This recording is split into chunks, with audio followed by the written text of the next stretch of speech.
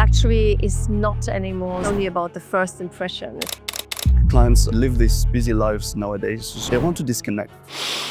It's about listening very, very careful of the not said thoughts.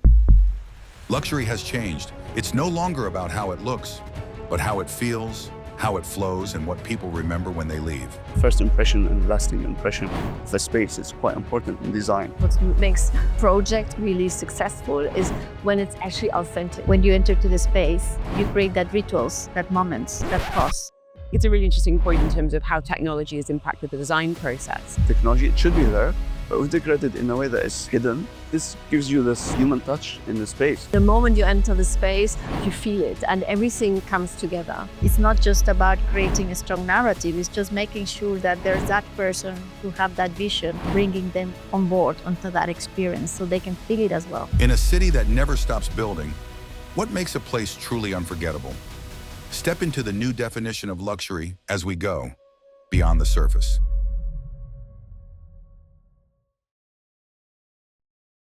Welcome to Beyond the Surface by Design Studio by Huzaifa. Today, we are talking about the next generation of luxury hospitality. Hotels, restaurants that feel personal, local, and smart. How do we design places that people remember and return to, and post about? We're asking three leaders that build them. Joining us here, we've got Rakan Jandali, who's an award-winning interior designer and creative director at KCA International, recently named as CID MENA Interior Designer of the Year. Also at the table, we've got Hilda Mpe, who's a co-founder and creative director of the Hilda Mpe Studio, an haute couture hospitality practice known for its story-driven and experience-led concepts. And Vera Diekman is with us today, the founder and creative director of XO Atelier, a hospitality and F&B specialist behind acclaimed projects like Le Grey and Society right here in the UAE. Thank you all for being with us today. I've got so many questions about the psychology of space and what luxury looks like in the modern day. I feel like that perception has changed an awful lot over recent years. Vera, to your mind, what does luxury look like beyond that classic chandelier and shininess? Luxury is not anymore so it's only about the first impression. It's not so much the luxury surface of having a shiny material like a marble or a big chandelier. So it's more about the whole experience. It's about addressing actually the senses of people. So it's a lot about sense and about also materials get more like they get surface treatments. So marble is not just the polished marble. Marble gets now different kind of carved surfaces, rough surfaces, leathered surface. So it's really about the mixture of it and more the experience overall. I mean, looking into restaurants fast, mostly, it's the whole together. It's the service of the team, it's the quality of food, it's the addressing of the people, and then of course a functional, operational, good flowing, attractive design space, which gives you a feeling of it's something special. And I think in a place like Dubai, Hilda, our heads are turned all the time. There's always a new opening. There's always a big name or a homegrown talent.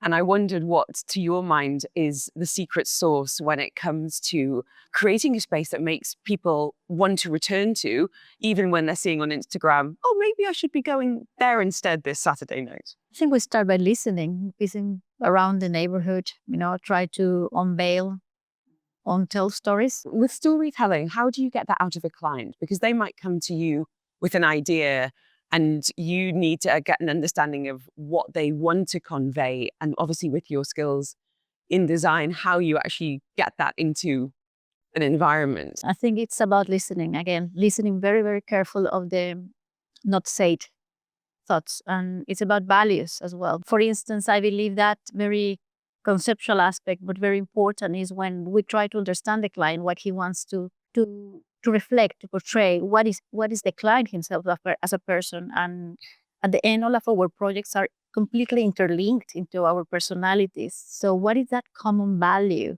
that we want to all together agree and push it forward? And that must be a fine balance. Rakan, you've worked in the region for close to 20 years. And I wondered, is there something that you stopped doing when it comes to working with clients. How do you feel like the expectation of the guest experience has changed over the last few years?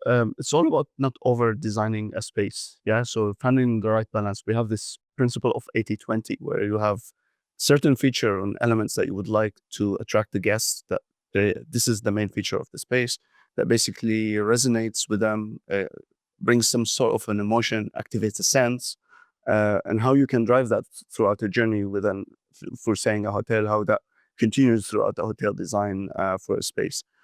In terms of what clients or guests are expecting these days, is they want to disconnect. That they live these busy lives nowadays, so they want to go to a place where it's more of a retreat. They can disconnect, focus on their wellness, on their mindset, the mental mindset. So what we're trying to do nowadays in design is how we can promote that through certain tactile finishes, materials that they can touch, activate the sense, activate the feeling for them. Even sometimes the scent, how that scent can resonate with them, brings a memory, for instance, in the future.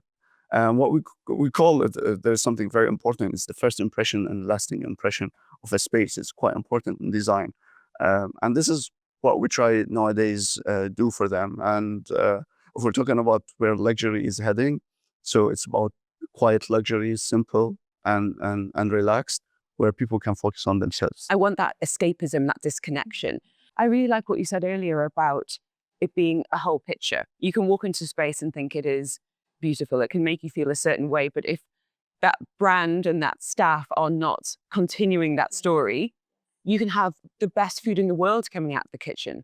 But if the person serving you, if you've got those last few meters, if they're not connecting with you, if they don't know the menu, that's the lasting impression, Or if they maybe not even fit into the environment you created. So, and I think that's very important for everything we create, like for hospitality. I think there's also a big stretch for hotel groups. So when they create a new brand, like say that attracts more younger people, but then your stuff is still like old school, more the stiff version of it. So you have a problem because you do not transport this kind of coolness and hipness to the people, because it's just like it doesn't feel authentic. the personality. And I think nowadays, and that's what makes projects or concepts really successful, is when it's actually authentic. When you feel the person, the client, the chef, and the architectural team or the interior team understood, okay, let's create an authentic place which transforms this to the guest. And the moment you enter the space, you feel it and everything comes together. Hilda, to your mind, this idea of hospitality versus service, I find quite an interesting balance, especially here.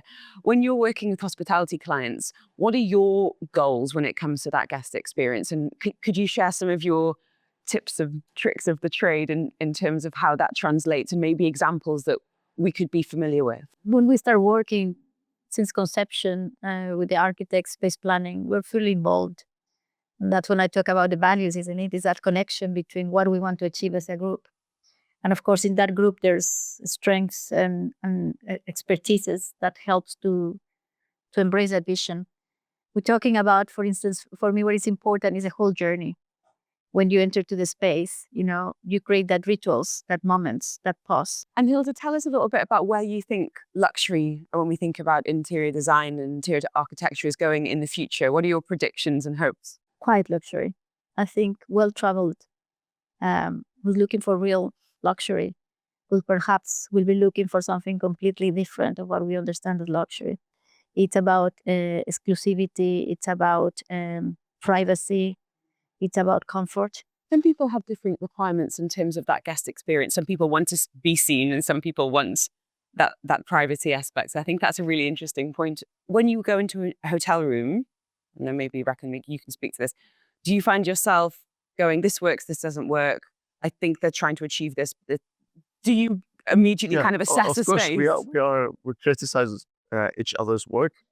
That's the beauty of being in the industry, right? So you obviously notice, especially when it comes to aesthetics within a room, if these certain features that are being applied, or design features that are being applied, works functionally. It's not just a pretty image or picture that is being designed. but you need it to work. So if it doesn't work, you'll highlight that you would like to highlight this. This doesn't work, and you actually take that and you'll apply it in your next project. So you'll see what works, what doesn't work. The use of technology now is becoming critical in our industry, whether from a design or even when it comes to the users using the rooms. For instance, we're talking about a hotel room or a guest room. So we have all these sensors that activates the room, the lighting, sound, music, Too many etc. buttons, Rakan. It's too many things. Show me the button that turns off Yeah, everything. Because there's always a wardrobe or a little light somewhere that I cannot get switched off. So what I feel we should do as designer collectively is how we integrate technology. It should be there, but we integrate it in a way that is hidden, and you keep the tactile nature of pressing a button, using a simple, for instance, charger, etc.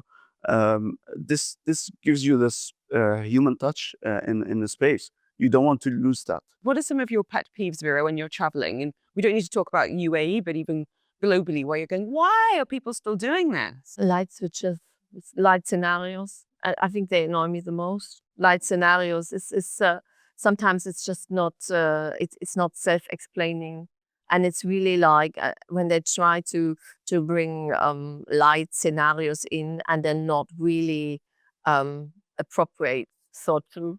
So and when, for example, then you have a full off switch, but then it switches all off. It also switches your TV off, and it switches actually also the socket off, so you cannot charge your phone anymore. I already had this, and I think that's quite annoying. So, but I realize more and more, and I think that's also the trend of the future, the quiet luxury. They're coming more and more to Dubai now. Also, we get them now, no? Among Group, Janos, and I think guests, and that's the point, a traveler who travels a lot and who has a certain kind of limit of luxury traveling, they have actually a preferred chain, and they stick to it. So and then they're used to a certain kind of addressing the guests, it's a certain kind of service, is a design language, is functionality of rooms, or maybe even of treatment areas, spa, food and beverage service offerings, and I think this is more and more. So really the groups are separating themselves far more from each other. And actually, the new luxury for the traveler is that they actually now have them more or less rolled out globally. That's interesting in terms of consistency, because if you've got someone who's traveling, say, 300 days a year, the loyalty piece, I think, is really fascinating, because as I said, we've got so many people competing for our time and our hard-earned dirhams. And I wondered, Hilda, when it comes to projects that you've worked on in the past, is that increasingly something you're seeing brands care about more? You know, is it about attracting new people, or is it about retaining those guests that they've had for so long? And how on earth do you help them strike that balance? I think Dubai it's always in the search of capturing the audience, definitely. And I think it's any position in the market in UAE, it's always a test. It's such a versatile mix of cultures. And there's as well socioeconomical and demographical completely different than any other part of the world, that is always almost an experiment. So I think for sure it's retain existing clientele and making sure that they're comfortable in this context. But as well, I think it's the open opportunity to open the market to new guests. You mentioned technology, Rakan. I think it's a really interesting point in terms of how that is executed in a space. But I wondered if maybe you could take us behind the scenes in terms of how technology has impacted the design process. It's becoming a critical part of our industry nowadays, especially the design process itself. So we have the artificial intelligence part, and you have the other technologies like augmented reality or virtual reality. So one thing that I'm trying to do these days when designing a hotel, let's say if we're doing a hotel, we always need to come up with this beautiful design narrative and storyline that convince the client that your design is well thought, and there is some sort of a journey that you're taking the guest through. So what I'm trying to do now with the help of artificial intelligence, generate these emotional videos that tells the story.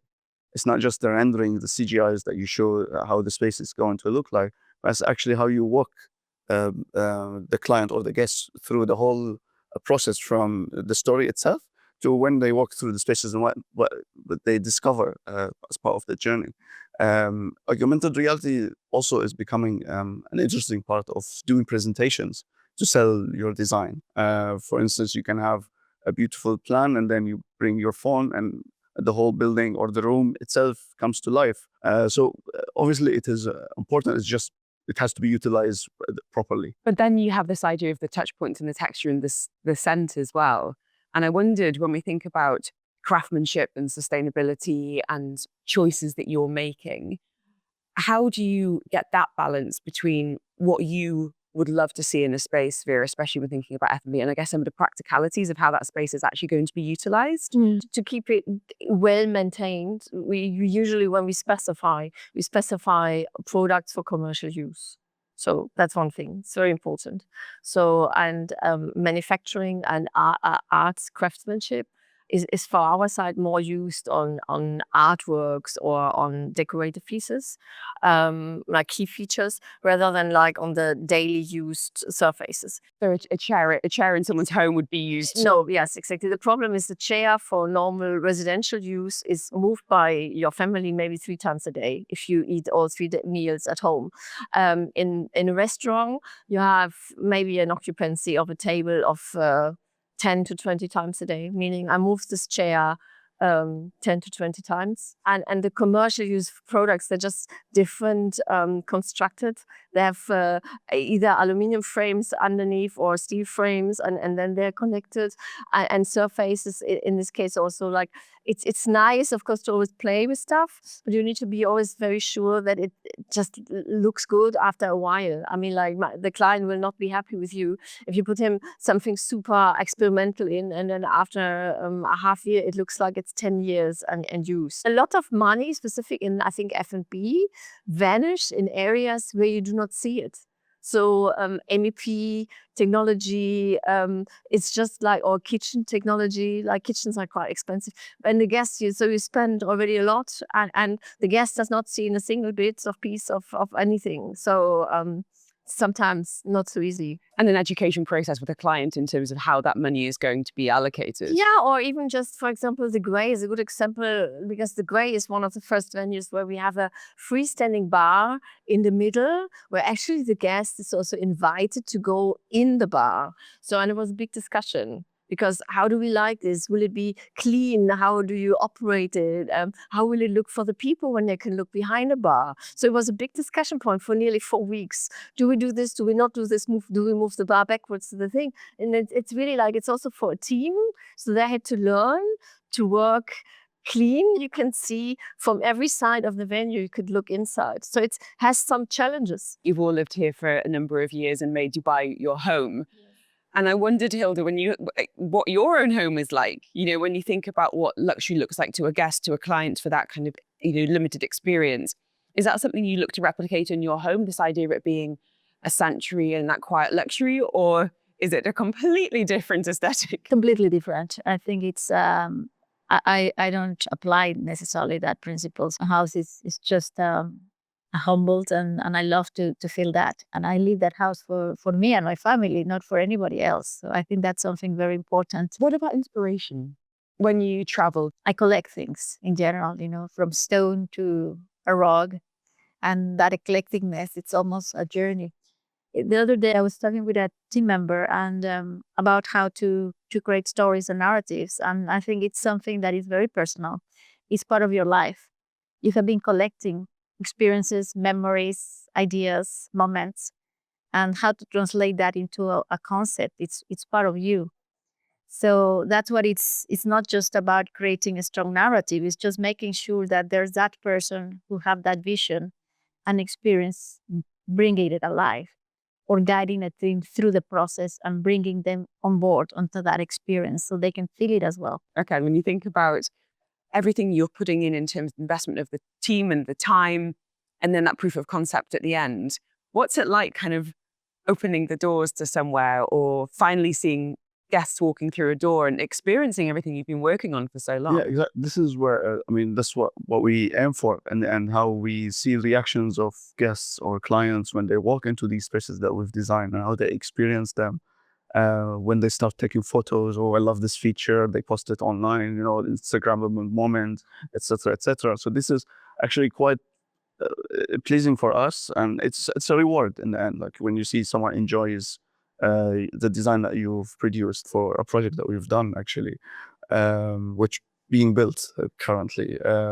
We took a risk by introducing art within the hotel that is incomplete on purpose. It's 3D art, and you'll see it's incomplete. It's half done. Yeah, throughout the spaces of the hotel. And the reason we did that, was supposed to be a sustainable hotel. So we created like a reward system. So guests, we can measure their carbon footprint, and if they stay sustainably well, they get rewarded with pins that they can contribute to the art. And this is something we played on to create some sort of an emotional connection with the hotel itself and with the artwork piece that they would love to return back and see how this art piece is growing and evolving in the future. And then this art, when it's completed, it could be displayed within the hotel itself, or it could be then moved to a gallery. Because sometimes what we feel is a piece of art, sometimes it doesn't have a purpose.